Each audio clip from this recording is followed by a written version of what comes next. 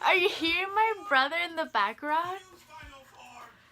Well, hello guys, my name's kaaramary and welcome back to the channel. This video, I have been putting it off for the past 3 years. I don't know why. Like, the whole premise as to why I started my channel was to share with you how I've been trying to quit fast fashion. That's why I sew, I upcycle, I do DIYs. It's because I want to be a conscious consumer and I want to share my process with you so that it helps you too, because I know I'm not the only one struggling to quit fast fashion.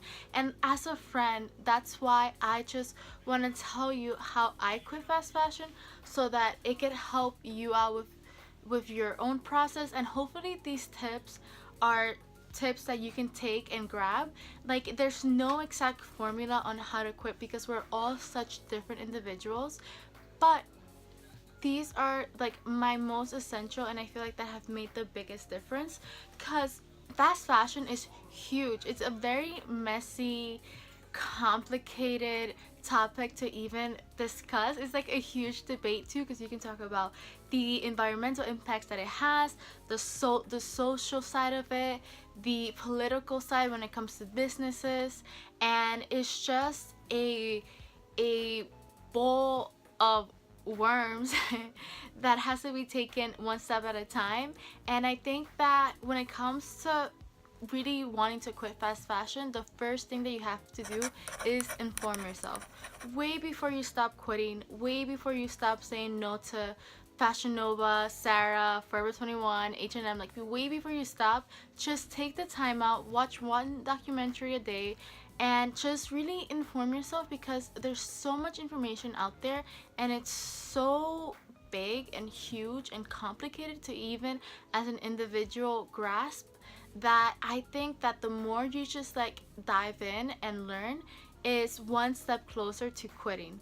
Another thing that you can do is just to really consider what you're buying. Like, know why you're buying it, know how long you're gonna keep it, and know what you're gonna do with it after you purchase it. If you know that you're gonna buy this and then constantly repair it or then give it to someone to upcycle, you're having a major ethical, sustainable, eco decision that is conscious, and it's a way better impact than you just saying, oh, I'm just gonna buy from ethical brands and then like get rid of the clothing. Like, no, that's not sustainable. It's the behavior and how you're behaving with what you're obtaining that is conscious and sustainable. Yeah, like, if you could shop ethical, like, that would be epic, but I know that it's not in everyone's budget.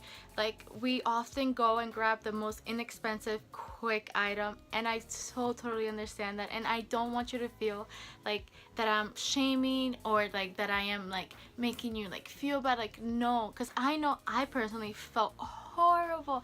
Like, I felt so bad once I found out all the like really bad and negative things of fast fashion, and I felt like I didn't even want to put on my own clothes. Like, I even remember I wanted for so long white jeans with a rip in the knee, and I remember I went to Old Navy and I put on this white jeans, and guys, I couldn't even keep them on.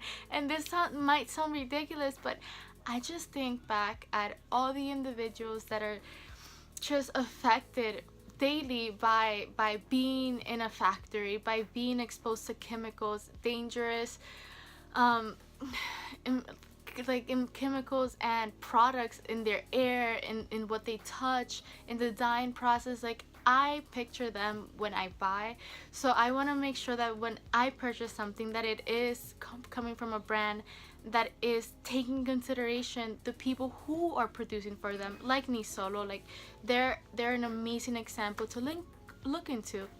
This brings me to the next step: learn budgeting skills. Budgeting skills when it comes to shopping ethically, sustainably, it's a big part of the process, because we can't all afford $200 shoes or 188 on like a bag or accessories. I get that. I am the same way. Like, I have to budget to buy my own clothing, and this I thrifted, this I bought from Girlfriend Collective, and the thrift are super inexpensive, and those are also like really really fun. But even thrifting, you have to be careful, because when you choose to thrift, you also have to be careful of your impulses, and that is something of a withdrawal from fast fashion. You have the habit to constantly buy and have this like need to just get new, and that's one of the problems with fast fashion. If you really just want to break from this cycle, it's to the point of just slowing down. And that's why you hear also the term during fast fashion, the term slow fashion, because you're slowing down to really consider the decisions that you're making, be it from a fast fashion store, be it from an ethical or secondhand store. This is why it's so important to know what sort of shopper you are. This is my tip: know what type of shopper you are. Are you the type to go monthly? Like, are you going every week to go to the mall and get a new pair of shirt? Or are you shopping more for yourself, like maybe once or twice in the month? Or are you going every 2 months? And also the amount that you're buying, like that's really important to know, because if you discover what type of shopper you are, then that can lead you to really understand your wardrobe, because then you're going to step back and be strategic about your looks, your outfit, what's in your closet. And that's then will lead you to a next tip that I gotta tell you that is super important, is to understand your closet. Like, is that really knowing your closet? Because then you're probably buying a lot and you have this like withdrawal of like, oh, I have nothing to wear. But that's because you're buying and not really taking consideration of like what is your style, or how do you like to dress. That is so much more fun actually than going like shopping every week. Like, if you just take the time in the weekend to just see what's in your closet and kind of understand and figure out what your style is, and sit down to look at inspiration, and then it allows you to then plan for what you're gonna wear in the week. And I know, because I'm the same way too, like I might pick something the night before and then in the morning I'm like, I'm not feeling that. But I then look again and then see other outfit ideas and I'm like, okay, let's do it, let's rock it. Or you're also like the type to just repeat. I am also like that way too. I can literally wear the same outfit three to twice a week. So and like grub life. But if it's clean, like there's no need to like go crazy about it. Like, you gotta think about it this way, and then again, it's a strategy. The things that get dirty the fastest are your underwear and your t-shirt. Then sort of things like your jacket, your jeans, they last longer, so then you can repeat them more than you can your underwear and your shirt. And this way you interchange how you're dressing up and how you look, and that can then lead you even into a much more playful way of just quitting fast fashion. I hope that these tips really help you quit fast fashion. I didn't really dive into all the thick and heavy information of what fast fashion is or what fast fashion affects, because I wanted to give you more of an advice video where we chat about things that you can do and take actions as an individual to make a difference. And I know, again, it's like a full-on debate and it's really hard to like just make a short video about this, but fast fashion, you can blame the businesses, you can blame like stores, and sometimes people say like, oh no, it's not my fault, but like I think that if we make a difference, then even the individuals who are working within these businesses will also take actions as themselves, and then will reflect themselves within the business, if that makes sense. It's almost like this mirror reflection. I am spilling all the tea on where I learned all the information about fast fashion, all the data, all the sus is there on my blog post